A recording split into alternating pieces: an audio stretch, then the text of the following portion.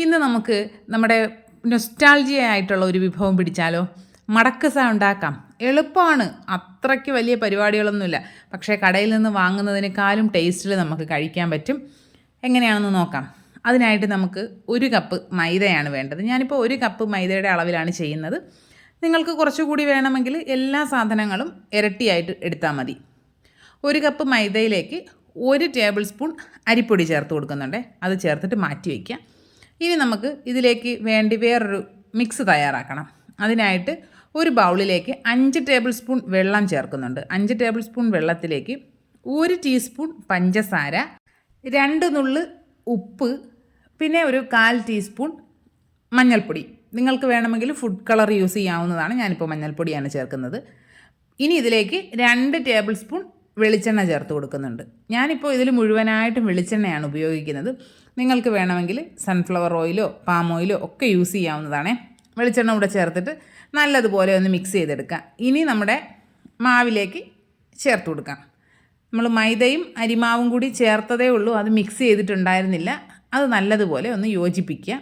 അതിനുശേഷം ഈ മിക്സ് ചെയ്ത് വെച്ചിരിക്കുന്ന ബാറ്റർ അതിലേക്ക് ഒഴിച്ചു കൊടുക്കാം. ഒഴിച്ചു കൊടുത്തതിന് ശേഷം കുഴച്ചെടുക്കണം.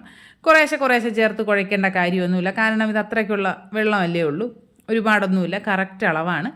ഈ വെള്ളം കൂടി ചേർത്തിട്ട് കുഴച്ചെടുക്കാവുന്നതാണ്. വേറെ വെള്ളം ചേർക്കണം എന്ന് നമുക്ക് തോന്നും, പക്ഷേ ചേർക്കേണ്ട കാര്യമില്ല. കുഴച്ച് വരുമ്പോൾ നല്ല കറക്റ്റ് പരുവത്തിനായി കിട്ടിക്കോളും. നല്ലതുപോലെ സോഫ്റ്റാക്കി വേണം കുഴച്ചെടുക്കാനായിട്ട്. ഇപ്പോൾ നമ്മുടെ മാവ് കുഴച്ചെടുത്തിട്ടുണ്ട്. നല്ല സോഫ്റ്റ് ആയിട്ടുള്ളൊരു ഡോ ആയിട്ടാണ് കിട്ടിയിരിക്കുന്നത്. ഇതിനെ റെസ്റ്റ് ചെയ്യാൻ വെക്കുന്ന പരിപാടിയോ അങ്ങനെയൊന്നുമില്ല. മാവ് കുഴയ്ക്കുന്നു, അപ്പോഴേ നമ്മൾ സ്നാക്ക് ഉണ്ടാക്കുകയാണ്. ഇതിനെ ഒരു നീളത്തിൽ കയ്യിൽ വെച്ചൊന്ന് റോൾ ചെയ്തെടുക്കാം. എന്നിട്ട് നമ്മുടെ കൗണ്ടർ ടോപ്പിൽ വെച്ചിട്ടാണ് ഞാനിപ്പോൾ പരത്തുന്നത്. കൗണ്ടർ ടോപ്പ് നല്ലതുപോലെ ക്ലീൻ ചെയ്ത് കൊടുത്തിട്ടുണ്ട്.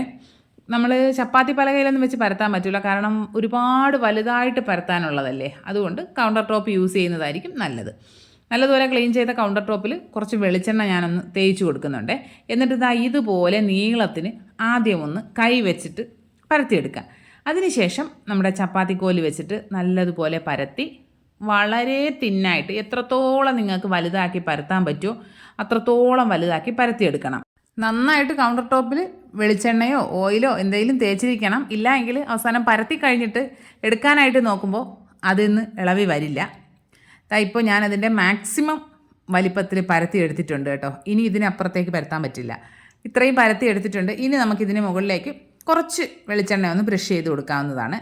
കുറച്ചധികം ദിവസങ്ങളിൽ നമുക്ക് സൂക്ഷിച്ച് വെക്കാനോ അല്ലെങ്കിൽ പുറത്തോട്ടോ മറ്റോ കൊടുത്തു വിടാനോ അങ്ങനെ എന്തിനെങ്കിലും ആണെങ്കിൽ മുഴുവനായിട്ടും സൺഫ്ലവർ ഓയിൽ യൂസ് ചെയ്യുന്നതാണ് കേട്ടോ നല്ലത്.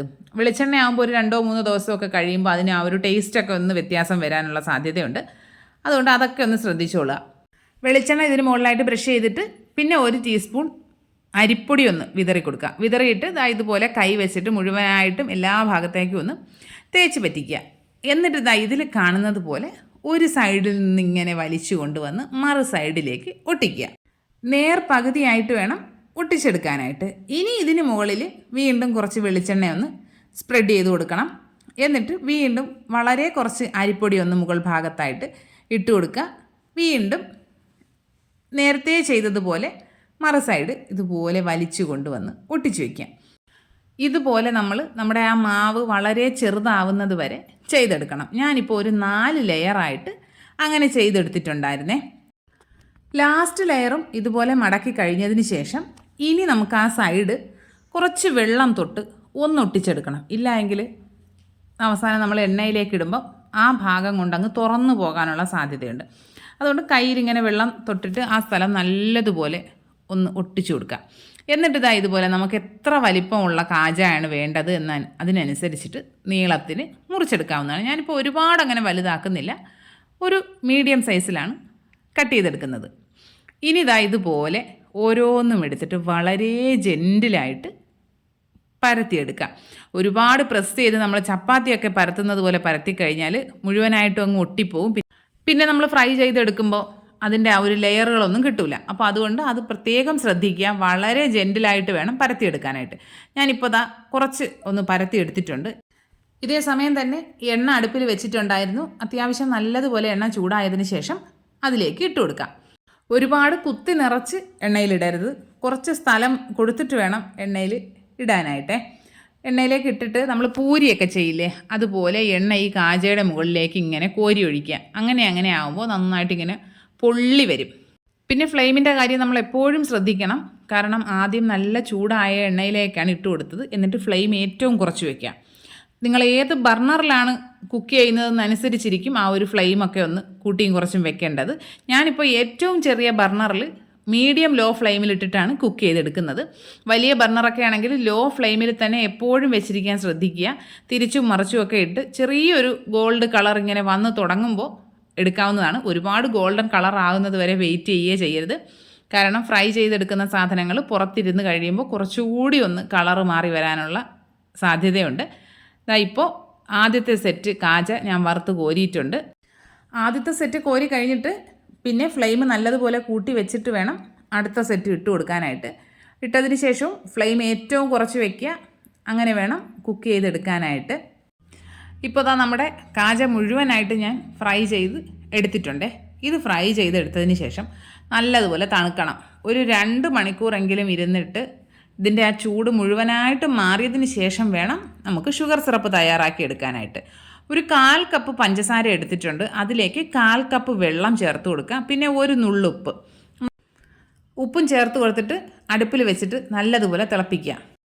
പഞ്ചസാര തിളച്ച് അത് ഒരു നൂൽ പരുവമായി വരണം. ആ ഒരു സമയം ആകുമ്പോഴാണ് നമുക്ക് ഇതിലേക്ക് കുറച്ച് നാരങ്ങ നീര് ചേർത്ത് കൊടുക്കേണ്ടത്. ഫ്ലെയിം നല്ലതുപോലെ ശ്രദ്ധിക്കുക. ഒരുപാടങ്ങ് ഹൈ ഫ്ലെയിമിൽ ഇട്ട് കഴിഞ്ഞാൽ ചിലപ്പോൾ പെട്ടെന്ന് പഞ്ചസാര അങ്ങ് കരിഞ്ഞു പോകാനുള്ള സാധ്യതയൊക്കെ ഉണ്ട്. അതൊന്ന് ശ്രദ്ധിക്കുക. ഇപ്പോൾ നമ്മുടെ പഞ്ചസാര ഒരു നൂൽ പരുവം ആയിട്ടുണ്ട്. ഇങ്ങനെ കൈ കൊണ്ട് തൊട്ടിട്ട് ഇങ്ങനെ നോക്കുമ്പോൾ ഒരു നൂലായിട്ട് വരുന്നുണ്ട് കേട്ടോ. ഇനി ഇതിലേക്ക് കുറച്ച് നാരങ്ങയുടെ നീരൊന്ന് ചേർത്ത് കൊടുക്കുന്നുണ്ട്.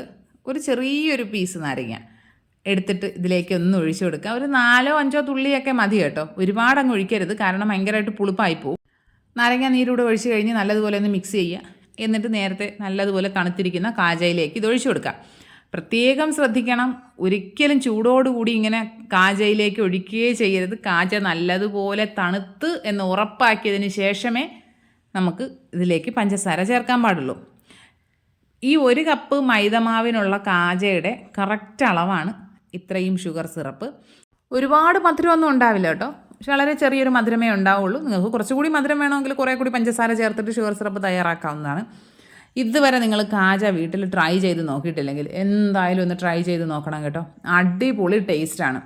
ഇന്ന് വരെ ഞാൻ കഴിച്ചിട്ടുള്ളതിൽ വെച്ച് ഏറ്റവും ടേസ്റ്റുള്ള കാജ എനിക്ക് ഇതാണ് തോന്നിയിട്ടുള്ളത്. പണ്ട് കുഞ്ഞിലെ ഞങ്ങൾ ഇതിന് ബോളി എന്നാണ് പറഞ്ഞിരുന്നത്. വലുതായപ്പോഴാണ് മനസ്സിലായത് ഇതല്ല, ബോളി വേറെയാണ് സാധനമെന്ന്. അപ്പോൾ എന്തായാലും ട്രൈ ചെയ്ത് നോക്കുക. ഫീഡ്ബാക്ക്സ് കമൻറ്റ് ബോക്സിൽ അറിയിക്കുക. വീഡിയോ ഇഷ്ടപ്പെട്ട് കഴിഞ്ഞാൽ ലൈക്ക് ചെയ്യുക, കമൻറ്റ് ചെയ്യുക, ഷെയർ ചെയ്യുക, സബ്സ്ക്രൈബ് ചെയ്യുക.